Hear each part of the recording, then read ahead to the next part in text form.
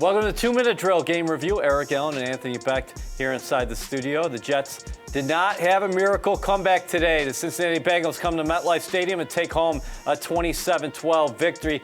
Anthony, for the Jets, they gave up 4 scores on Cincinnati's first 5 possessions, and that Jets offense was scuffling all day. Yeah, I think offensively, obviously, field goals aren't going to win games. I mean, that's the biggest take that I had. You have to get into the end zone, especially against the Bengals. You saw the Bengals win the toss. They took the ball. They were destined to get out there and get in drive and put it down the field and score, which they did. And I thought even there, from a defensive standpoint, the Jets could have potentially stopped them or at least held them to a field goal. I think the biggest thing when you watch Joe Burrow play is if you don't sack him, he's a problem.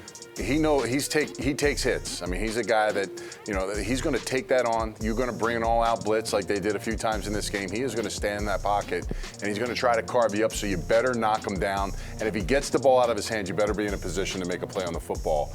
A couple nice plays defensively by Sauce and a couple other guys in the passing game, but when it mattered and they needed it on some third downs and some red zone situations, they couldn't stop them, and there was just no help on the offensive side to really counter that. Joe Burrow, very clean game today. 3 touchdown passes in all.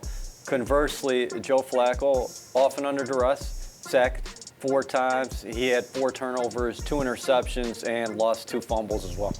Well, I think we talked about the offensive line week 1, how they just didn't set the tone initially in the football game. Then I thought last week that, it got a little better. I thought there was some urgency. You didn't hear Myles Garrett's name called much at all, and a lot of those pressures weren't there, and Joe had a successful game. Today I felt like, they kind of went back a step, especially our side that, with Fant and Tomlinson, that's a side to me that should be clean. And for some reason, for whatnot, there's pressure. They weren't able to get the running game going.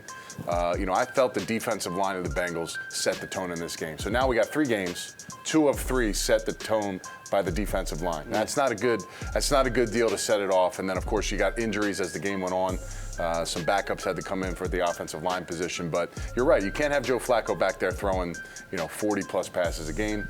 And when you get in that scenario, and you have a lot of weapons there to pass it off to, you got to have some balance. And they weren't able to get that running game going at all in this football game. Great point about the injuries. I thought the dynamic of this game changed when we saw Garrett Wilson go down.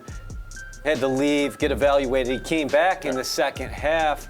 Breece Hall got in the mix offensively. We saw Tyler Conklin getting some catches late. And defensively, you got some concerns now because Quincy Williams carted off the field with an ankle injury.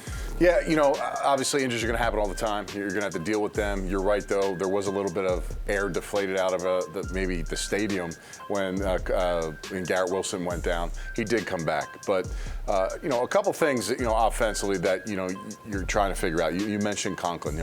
How are the tight ends really developing in this offense? We see a lot of those late catches in a game. I know there's a protection issue. There's a lot of chips going on, but where is Conklin Uzama? Where are these guys going to be part of this offense? And also Elijah Moore. Here's a guy that is arguably the best receiver on the team last year for that 8-game stretch where he was up there.